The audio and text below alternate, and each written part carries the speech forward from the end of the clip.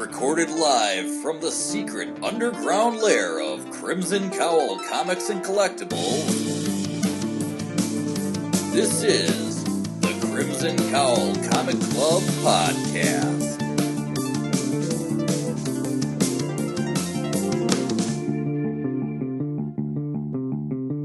The following issues may contain spoilers. There's no place like comics. There's no place like comics. There's no place like comics. I'm Anthony. I'm Eric. And I'm Katie. Welcome to issue number 339 of the Crimson Cowl Comic Club Podcast. Every time we record, we talk about comic books. On this week's show, it's going to be all weekly reviews. That's where we go back and forth, talk about the books that we've been reading, whether they're new, whether they're old, we're going to talk about them there. And as a little preview for the next time we sit down and record, we are going to cover the next issue that we have to talk about for Uncle Scrooge, Earth's Mightiest Duck, with issue number 3 of 4. I think issue 4 may be out or coming out very shortly, so but we got to do number 3 yet. And then for that next episode, we will also cover the December preview catalog. So that is a little preview of what's to come here at the Crimson Cowl Comic Club. But this episode is all about weekly reviews, so let's get right into it. First up for me here, actually all of my weekly reviews are very curated, very specifically to friends of mine that have made comic books. So that's just a little preview of what's to come here. Starting off with Dr. Seuss graphic novel, Thing 1 and Thing 2 have homework to do. The Cat in the Hat returns in an all-new graphic novel, and things will definitely get out of control. The school day is over, but Sally and her brother have so much homework. Luckily, the Cat in the Hat knows who can help. On the case are Thing 1 and Thing 2, and Thing 3 and Thing 4. Sally and her brother suddenly have more to worry about than homework as the things are let loose in their school. With brand new illustrations and easy-to-follow paneled storytelling, this graphic novel is an excellent bridge for kids transitioning to chapter books, a must-have for young readers and Dr. Seuss fans alike. This is written and drawn by Art Baltazar. Last year, in 2024, Art Baltazar created the first Cat in the Hat graphic novel, and this is the follow-up to with another new book, both in hardcover and paperback. I got the hardcover version here. Met up with Art at the last convention that we both were tabling at, so I picked up my copy directly from the source, and he added this Cat in the Hat sketch right there on the opening. So there we go. So you don't need to read the first one to jump into this one. They're both independently awesome and hilarious. But this was a lot of fun. So you have the Sally and her brother are in the library. They're in the library at their school, I believe it is, as the synopsis mentioned. And they have so much homework. Everybody else is like getting to go outside to play. And they're all wondering, how they can get this homework done so they can go out and play too. And as they're kind of dreading what they have to do here, there seems to be somebody who is lurking outside of their window. And I'm queuing up the pages here to kind of really show it off. In the panels, they're sitting there at the table, and then in the background, you see a very familiar hat walking by. There's the hat again, and sure enough, the Cat in the Hat is trying to meddle into their situation here, and they are trying to reject the help and saying, hey, we didn't actually ask for help, and remembered what happened the last time, and talking about chaos and everything. So here's a good shot of the Cat in the Hat and whatever happened the last time in a crazy story. But the Cat in the Hat has a bunch of ideas to basically help them get all of their homework done, even though they didn't specifically ask the cat. And the idea that he has right there, he's got the idea, as the synopsis and the book title alluded to, Thing 1 and Thing 2 are here to help. And as you go through, you also meet Thing 3 and Thing 4. And as a light spoiler, there might be more things as well. So I'll leave that for the reader to figure out. This was a lot of fun, easy to read, as great for fans alike, old and young and new and old and experienced and inexperienced. Everyone, this book is for everybody. And what is so fun about this is that when they had Art Baltazar sign up to do this, they wanted him for his style. So as you see, the Cat in the Hat is drawn in his style that you would recognize from things from like Oh Yeah Comics and Tiny Titans and things like that. That was the reason why Tiny Titans was a huge hit as well, because when they brought Art and Franco on, they wanted their style, their take on it from what they did with Patrick the Wolf Boy, their character. So these characters adapt very well to Art's style, and he's a master cartoonist, and it was a perfect pairing, and basically kind of giving him free reign on what to work on. And I think he handpicked the Cat in the Hat, and I think he was kind of given, asked what he wanted to do, and he knew he had some good cat stories. So this is the second book in the series that they did. This was a lot of fun. When they came out with the first one in summer of 2024, I happened to be on hand at Oh Yeah Comics. I think I talked about it here on this episode, and for the book release party. And what was cool is that the Cat in the Hat himself showed up at Oh Yeah Comics in Skokie, Illinois. Now, the unfortunate thing is that I had to go and restock the Oh Yeah Comics issues, the Abraham Linkage, the Tiny Titans, and all the Art and Franco books. And when I went to go restock those issues and go into their overstock room, the Cat in the Hat came out and greeted all the fans and the kids and everything. And by the time the Cat in the Hat left and I came back, I just missed him. I don't know how that happened, but I'm hoping someday I'll get to meet the Cat in the Hat. But it was cool to at least hear about him being in the shop.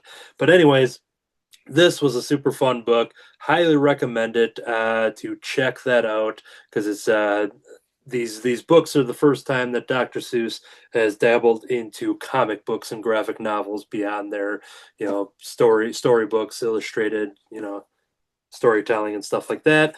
And this was a ton of fun. So definitely check out Dr. Seuss graphic novel Thing 1 and Thing 2 have homework to do, as well as last year's version, which I think, they have an advertisement here, so let me just get to it. That was Cat Out of Water. And then there's some other creators that have some Grinch and some Green Eggs and Ham graphic novels as well. So those are available through Random House Publishing. So Dr. Seuss, go check it out. All right, we are going to jump over to Eric. What do you have for us first? All right. Well, I have three. Well, there are three horror titles I'll be reviewing today. I'm probably going to start with one that the IP is probably fairly familiar with most people. Event Horizon, Dark Descent, which is on issue 3. If you've ever seen Event Horizon, it's a movie that came out. It was panned by critics, but as time went on, people started getting a greater appreciation for it. Basically, what happened in the movie, the Event Horizon was a spaceship that used a black hole drive to open a hole in space-time in one spot to get to the other. And when they do that, it disappeared. A crew gets out, and they find out that a crew gets out to Neptune, where the Event Horizon has been broadcasting a distress call, and they find out that the ship, for all intents and purposes, went to hell. People start having hallucinations. They see they see a video that finally gets decoded after a lot of work, and it is what I guess you could say is nothing less than a blood orgy. And fun fact, that was cut down by a minute and a half to get an R rating. So what Event Horizon Dark Descent is, it's a prequel to the movie where the crew of Event Horizon, they go on that fateful journey. I mean, if you've seen the movie, you know what's going to happen to them. But, this is all in the lead up to that.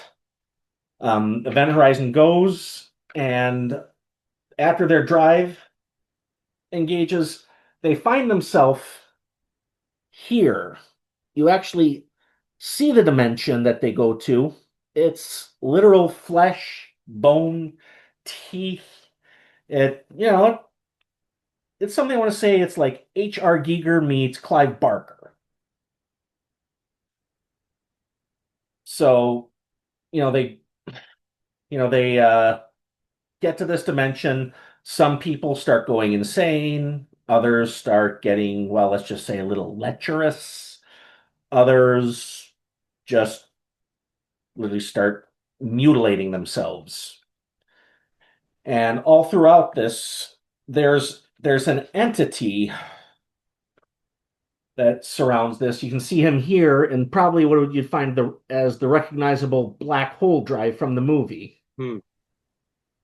And you find out he's telepathically speaking with Dr. Weir back in our dimension. And in the movie, Dr. Weir is the scientist who built the drive, and he ends up going insane and completely embracing the chaos dimension. So it's at the third one, so it hasn't come to the end yet. And I have to say, I'm not sure if it really works as well as a comic book as it did the movie. Because of the movie's production, there was a minimum, or there are minimal things that they could show you. You never really knew what was going on. You got little glimpses of stuff, whereas here you get to see everything. You see the monsters that are terrorizing them. You see actually what happens. Like in this case, crew members get melded together by a monster to make the monster bigger. It's just what I liked about Event Horizon is that there was a monster that you really, for all intents, you couldn't see it. The monster was the ship itself and what it would be doing to your mind. Whereas this, there are literal monsters, and you actually see one literal guiding entity. So, I mean, the story is good. I'm going to finish it, but in this medium, I have to say that it doesn't fill me with the same, sense of horror that the movie did, which, jumping mediums is a little hard. Yeah. But I'm just thinking that they, followed more in Paul Anderson, the director's footsteps, it could have been just a little scarier.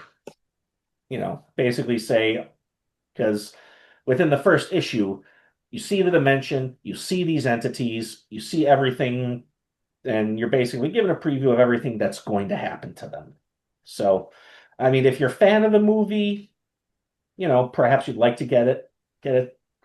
I guess ID has its own label for this, ID Dark. So, yeah, but that's Event Horizon Dark Descent. If you're a fan of the movie, I'd say check it out. If not, or if you haven't seen the movie, you're probably going to be a little lost.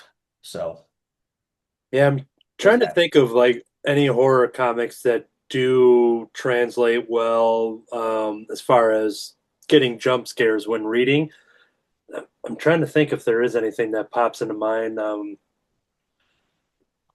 Yeah, it's definitely a hard task. It's one thing when you have your moving pictures and your sound cues and all that kind of stuff, but the one of my favorite horror comic series is Revival from Tim Seeley and Mike Norton, which takes place in Wisconsin.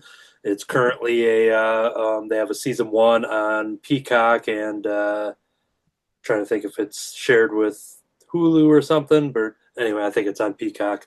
Sci-fi and Peacock.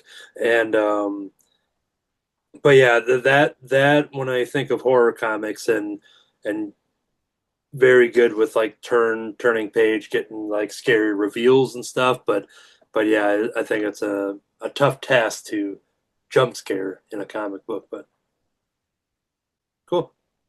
All right, next up here for me, another comic from a friend. This is a mini comic, so this review will be very scarce and not given much more than what she writes in the bio here.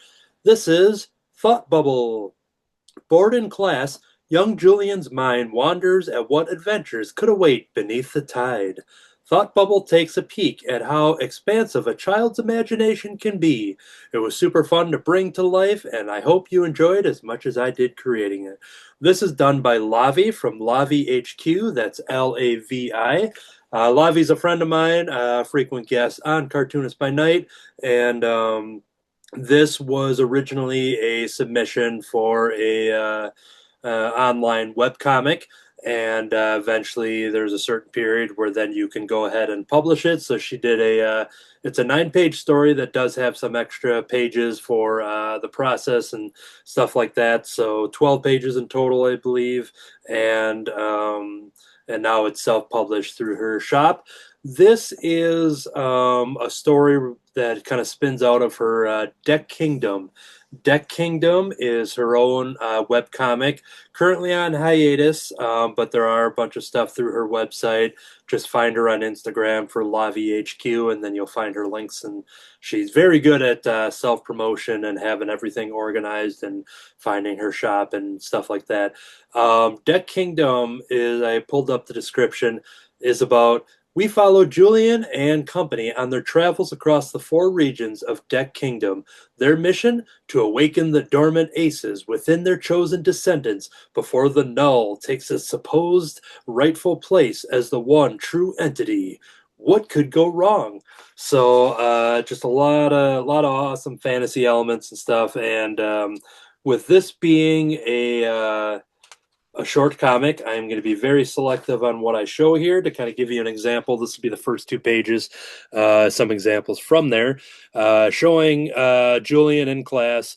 The topic of the webcomic challenge was daydreaming, so this story is related to that, and then she was able to kind of translate that into her own characters here.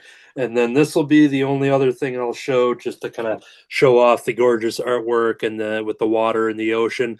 Lavi is excellent with colors, purples and blues, and she has a sticker business of a lot of her characters. She mostly does original character stuff, and she just has such a wide presence of her self creations that get presented at the Comic Cons and through her website and everything. And it's one of those things that you don't. I think it's a rare occasion where, like, I have a lot of fan art and stuff outside of my comic characters, but you'll often see fan art from a lot of people out there on Artist Alley. And I think it's rare when you find someone who has an entire display of just their own characters, and that's all it is that she does, and it's just amazing work. So here's the back cover, so I'll show that too.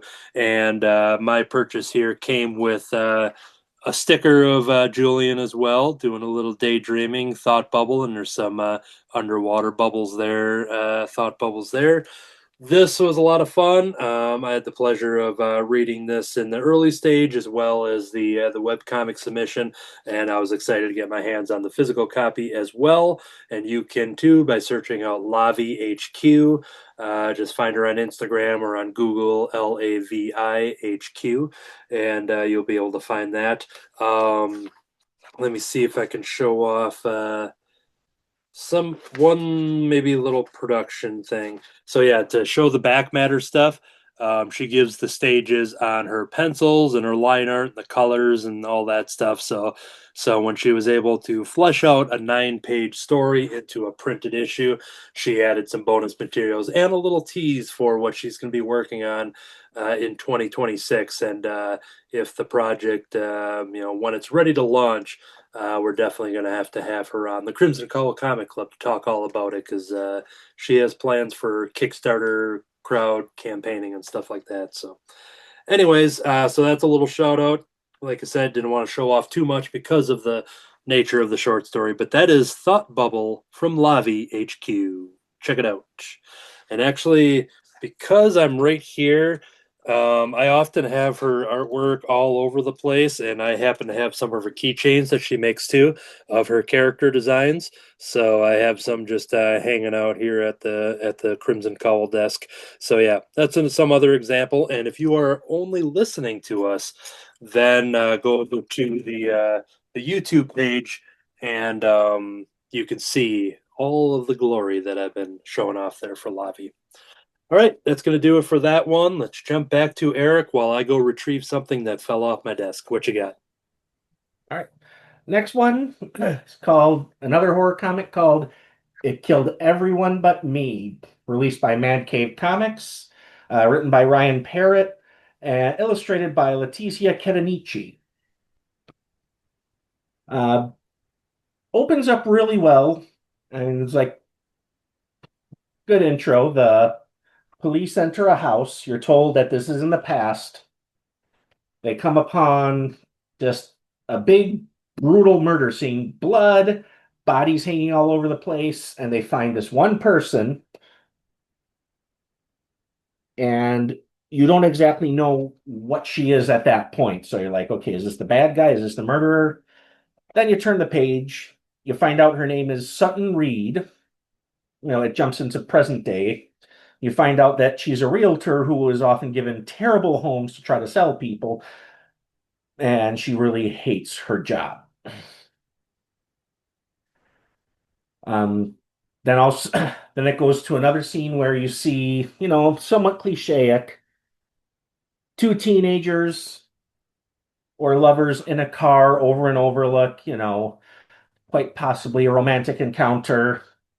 But then, don't you know it, it gets interrupted when one of them gets brutally eviscerated and slammed into the windshield on the car. Hmm.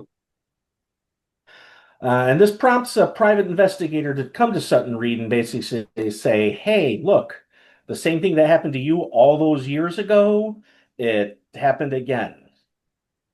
So at this point, you're like, okay, what happened to her?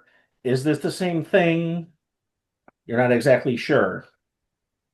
But, after she meets with the private investigator, you get another flashback of, the night she spent out with friends, which, culminated into that bloody massacre.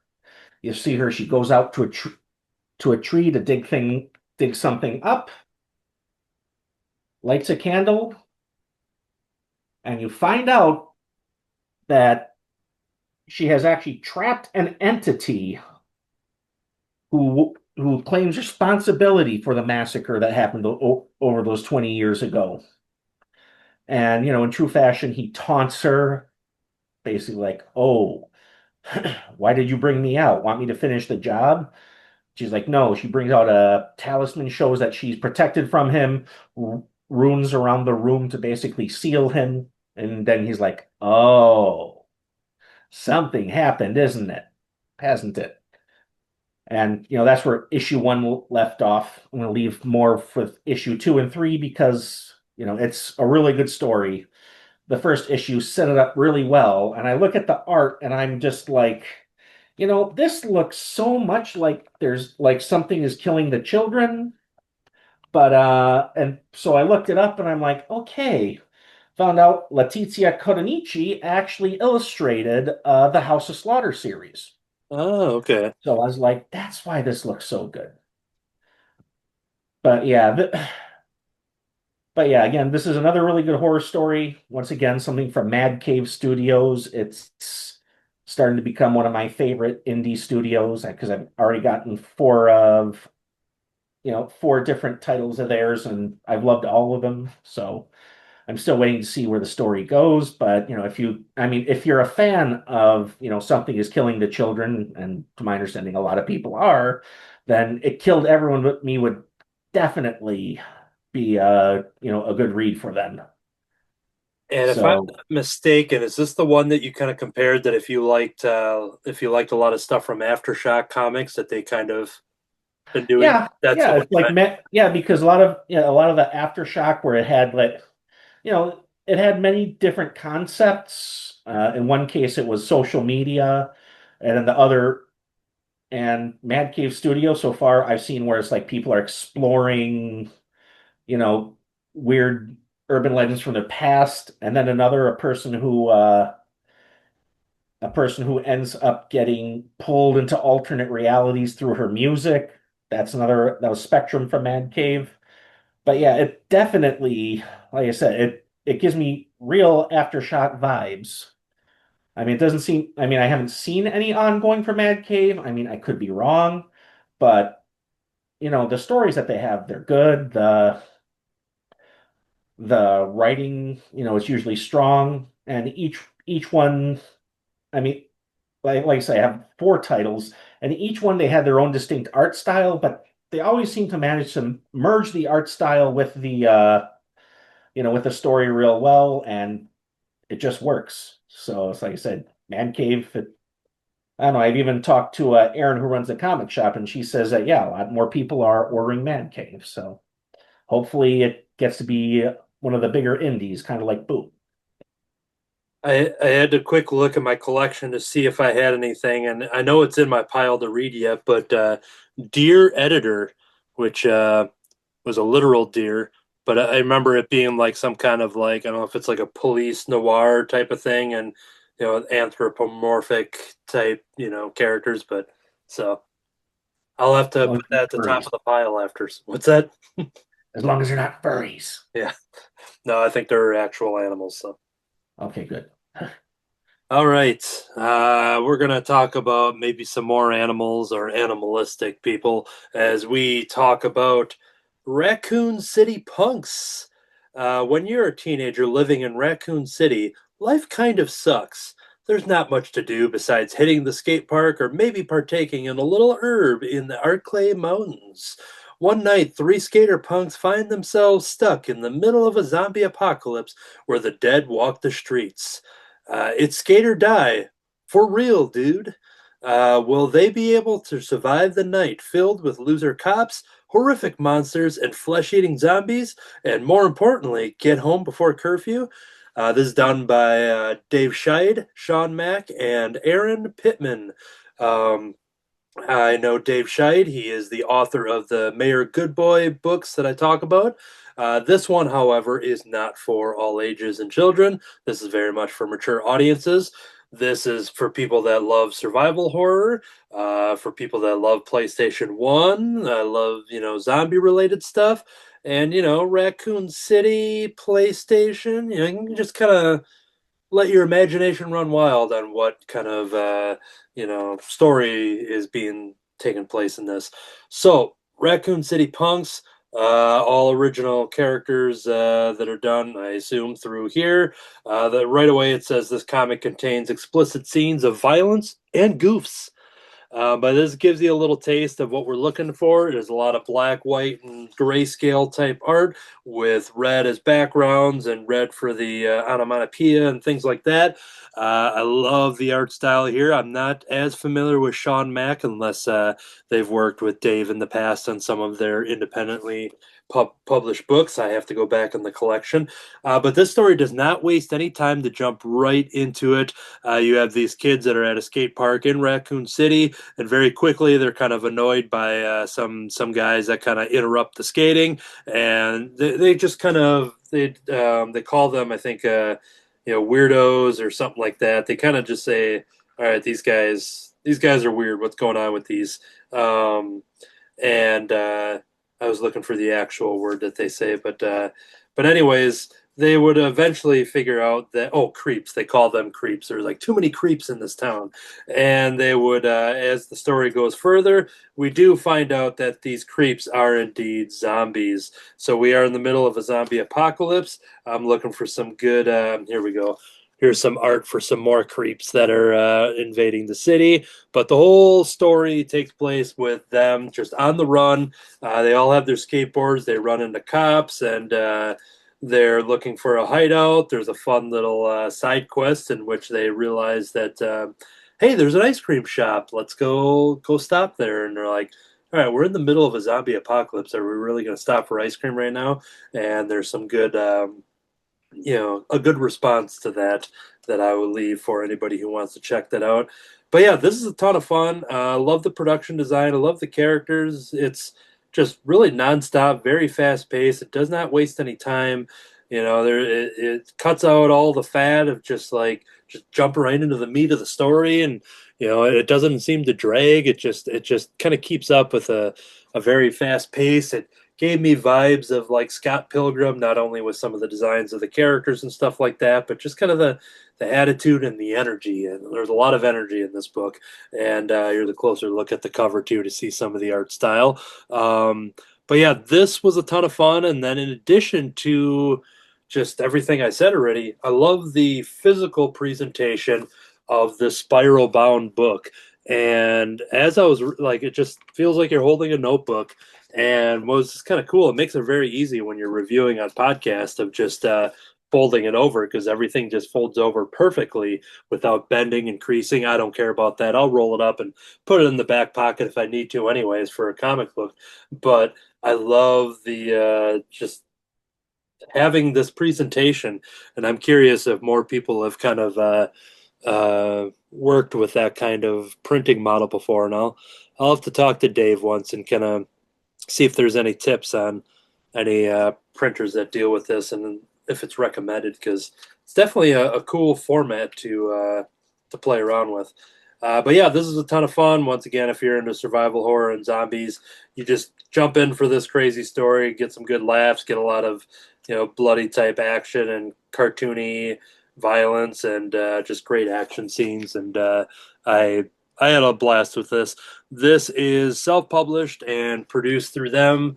So if you want to check it out, reach out to Dave Scheid. That's Scheiddt. Once again, he's a co-creator of Mayor Good Boy and other things like Wrapped Up and other graphic novels. And then Sean Mack is the artist. And yeah, this was a ton of fun. Raccoon City Punks. And yeah, I don't know what else to say. Even the back cover treatment is cool too, just with some of the presentation of the design. Since it's their self-published thing, they can just kind of do whatever the heck they want, and they did it. So, Raccoon City Punks, check it out. All right, what's next for you?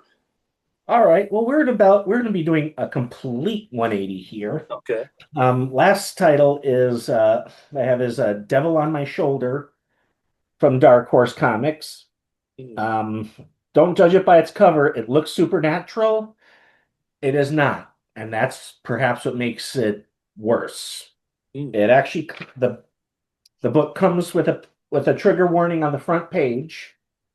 Basically, this book contains disturbing depictions of torture, kidnapping, graphic violence, violence against women, physical abuse, and death. But then it follows with, we promise her revenge will be just as bad. And I have to say, it's really hard to get to me because I've watched lots of horror films and stuff in the past. This book ended up getting to me. I mean, it opens up, we find that there's a woman who washes up on a river edge. People are trying to figure out what she's saying. You're introduced to her in the beginning where she's doing a closing shift and inventory. You find out her name is T. And this is about all you're able to find out about her. She ends up walking home. 5 men accost her,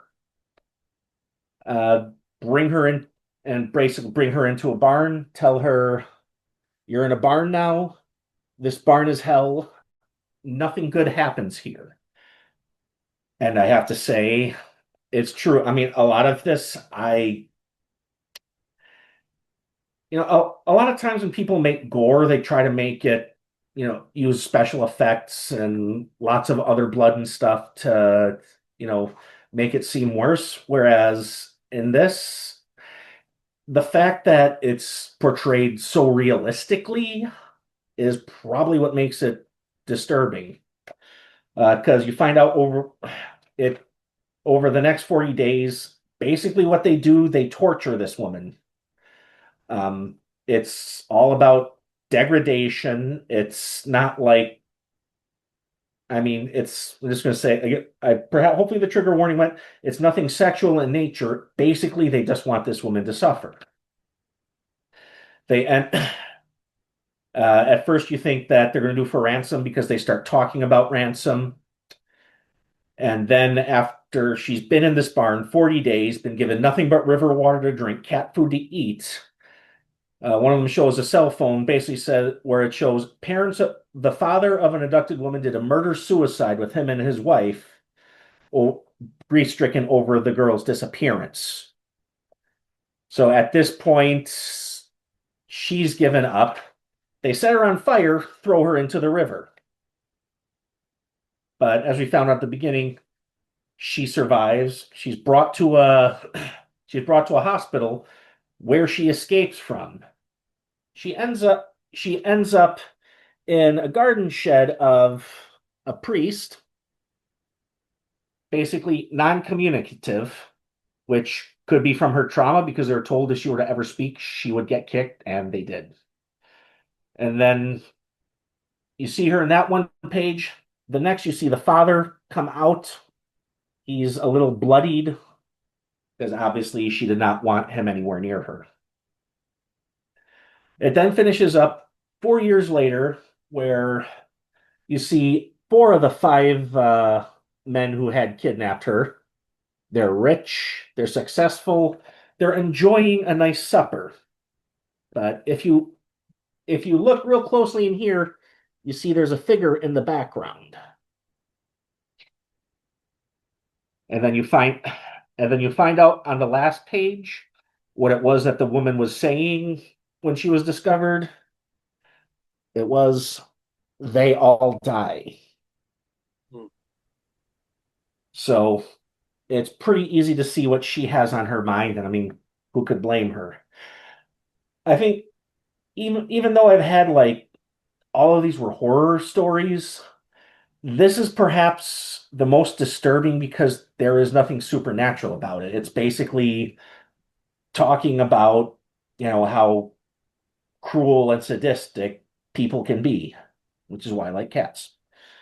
But I don't know, sometimes you watch movies to feel good. Others, it's more like where it's more of an examination on humanity as well as your mental endurance. I think so far, just this first issue, Devil on My Shoulder is definitely one of those. It's like I said, the fact that the brutality is just done realistically without trying to add gore to it is what really made it so visceral. It's very well done, but I think this is also a book that will not be for everyone. So yeah, the warning up front is very much needed, it sounds like. It is. But, I do like the next one where we promise her revenge will be just as bad. I mean, I can see a very Punisher-esque thing coming here. So, and, obviously going to be rooting for her because, well, she deserves it. So that's Devil on My Shoulder. Like I said, it's a major gut punch from beginning to end. And that's just the first issue. So if that's your thing, then definitely take a look. But if you're easily disturbed, I would say don't even pick it up. Okay. All right, we have one more review sitting here, and from the last batch of friends here, we are talking about Pecos Bill and the Guns of Oz. From the mind of Jay Hammond, Pecos Bill and the Guns of Oz slingshots the legendary cowboy straight into a twisted, magical version of Oz. You know the story. He lassoed a tornado and vanished. But what happened next? From gunslinging witches to outlaw flying monkeys, this warped western turns Oz into a wild new frontier where tall tales meet fairy tales with a six-shooter in each hand. Saddle up, let's get weird, and this title is for mature audiences. This is done by Jay Hammond, Eric Marshall, Matt Rogers, and Wes Gift. I know all these gentlemen with the exception of Wes Gift, which I hope to meet in the near future, and with their creative connections to my friends here. Pecos Bill, new release from Keen Spot here. This was definitely something I like the concept of, regardless of the people working on it. This is something I definitely would have dabbled at least the first issue in, and this one here, chapter 1, it's broken down in a couple chapters. It, much like the other Raccoon City that I just talked about, does not waste time with getting into the story. Pecos Bill is already in Oz. He is talking to a bunch of people here about his story, talking about his origin story and how he was raised by wolves. He punched this giant snake and turned the snake into a whip, a lasso whip here. So it's very crazy adventure. The adventure is as crazy long as his mustache there. Just to kind of show you an example there. And one thing that really caught my attention is the fact that he saw this tornado sweeping through his village there, his town, and he decided to lasso the tornado because this is what Pecos Bill does.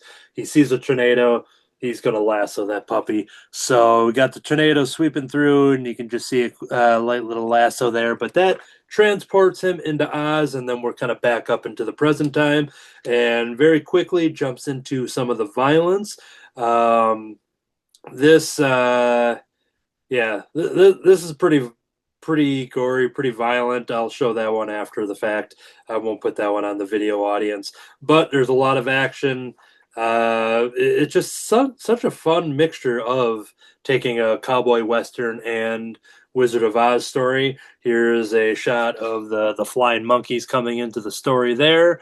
Eric Marshall is the artist on there. Eric was the artist for the Jungle Drama comics that we had the Jungle Drama team on Crimson Cowl for the first issue. Then we had Eric and his sister Natsuki on for by the time the second issue was coming out. And yeah, now Eric is working with Jay Hammond, who's worked with Matt Rogers, and like it's cool just seeing all these people within the publisher that they work for, kind of working together and having fun with it. There's another character in here. I'll use this as a light tease here. He is the Tyrannosaurus Tex. Tyrannosaurus Tex. So once again, we're dealing with westerns, and now you got a T-Rex in here. Kind of let your imagination run wild on what that character is. I'm going to leave that for the reveal for the readers, and just show off some other artwork here of Pecos Bill leaving destruction behind him. But yeah, this was pretty action-packed. It's broken down into 3 chapters for this first issue. Kind of learning about our heroes and our villains, and kind of really setting up this world. There's a lot left open to the imagination to see in the future issues. But I think it did a pretty good job of kind of giving you a taste of how wacky this world is. And like I said, it didn't waste any time, didn't hesitate to jump right into the fray.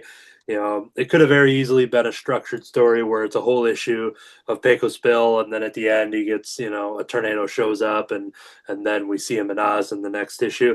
But I like the fact that we just see that right away in the first 2 pages, and we just kind of, jump right into the action. And I'll show off this too, just to kind of show some more of the artwork and the style and kind of what's happening over here. But yeah, this was a lot of fun. And I had also mentioned Natsuki, who is a sister to Eric Marshall. She will do some of the coloring work on the. She didn't color this book, but for the other collaborations they work together. But Natsuki did, and I just want to cover up the last page here because she has a pinup as well. So here's a cool pinup that she contributed, as well as a variant cover. So there's Natsuki's variant cover as well. So I had to double dip and support the friends there and get their books. But yeah, this was a lot of fun. Like I said, regardless of them involved, I think the idea of putting the cowboy western into the Oz world was going to get my attention. I like a lot of different ideas of people playing with the Wizard of Oz themes and characters and just kind of twisting it. And I like seeing all the different versions and what you could do with it. And this is definitely a very different version. So that was a lot of fun. This is Pecos Bill. And I never checked it, but Pecos Bill, that's probably how you pronounce it, right? Not that Yeah, it's yeah. Pecos Bill. It's a So very not Yes, that's established right. tall tale. Like the okay. thing with the snake, that's actually one thing that was in the tall tale. He wrestled the snake until he squeezed every last bit of venom and turned it into a lasso.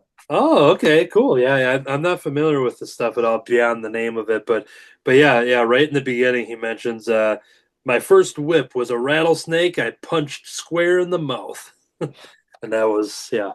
So all right, well, it's cool to know that that is part of that lore. So, but yeah, this was a lot of fun. I dug it. Can't wait to see more. And yeah, that is Pecos Bill and the Guns of Oz.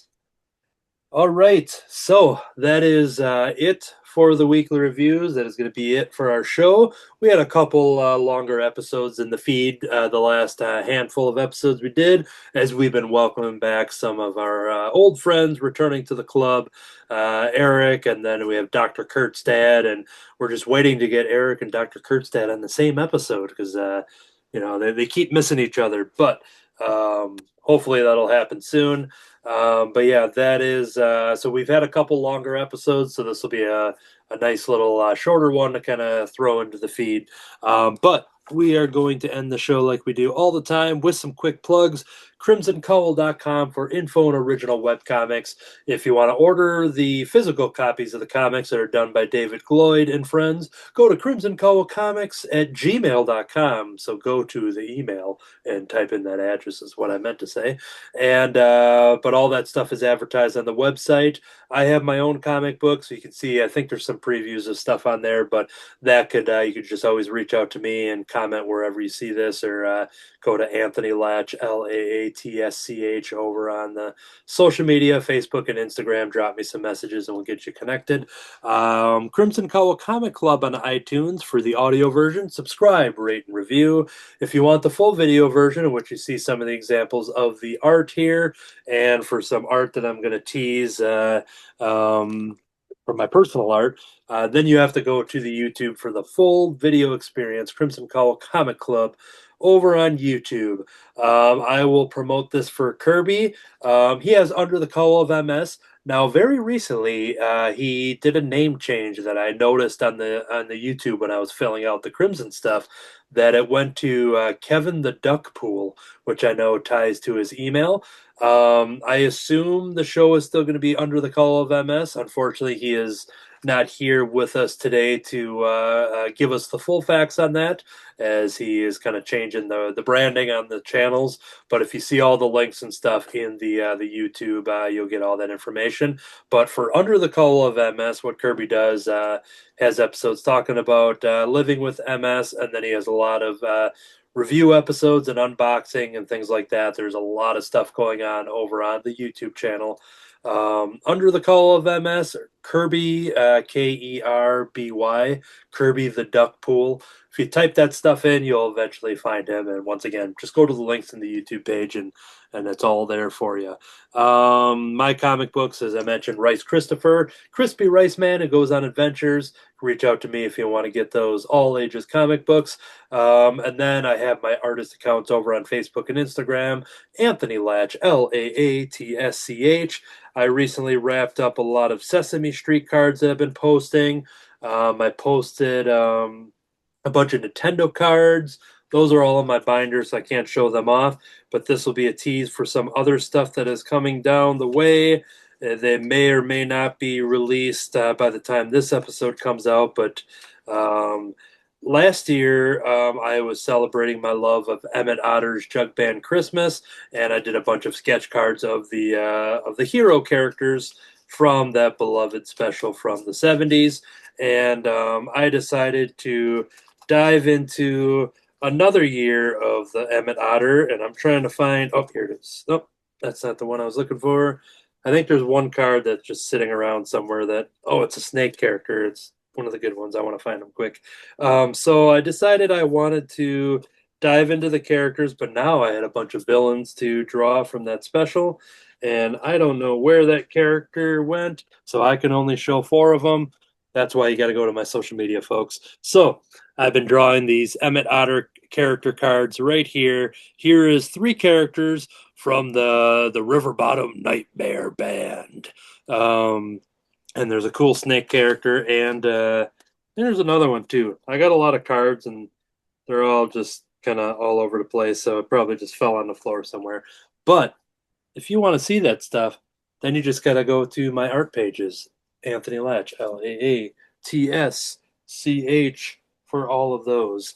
And then at this time, since we are in December, no more conventions for 2025, but Crimson Cowl Media and myself will be all set up at the Milwaukee Comic Con this February. We'll promote that more once we get into the new year. And then the other show I do is Cartoonist by Night, is a drawing show over on YouTube. We have over 50 episodes. We're gearing up for our big holiday episodes, in which we send out invites to every single artist guest that has ever been on our show. Last year was the first time we tried that, and I think we had like 9 or 10 people in the same Zoom window hanging out and drawing and having fun, and it worked better than it should have when you have so many windows going on. But now we have even more guests to invite, so we'll see who shows up. It's an open invite to anybody who's been on Cartoonist by Night. So go to Cartoonist by Night over on YouTube to check that out. Lots of episodes to meet all these artists, and some of which I talked about within, most of which I've talked about. You know what? Every single one of them that I talked about on this episode has been on the show one way or another. So check it out, Cartoonist by Night. So I think that is going to do it. Next time we meet up with the Comic Club, we'll be reviewing more of the Uncle Scrooge comics and the December 2025 previews, catalogs, and hopefully find some more club discussions for 2026. That is going to do it for this episode. This whole time, I've been a mint chocolate chip loving, hot, mysterious super guy. Nope, super spy. I've been pondering the meaning of life and considering mutual funds. And I've been a ghostly voice in the background. Who said that? To be continued. Hungry, I'm hungry.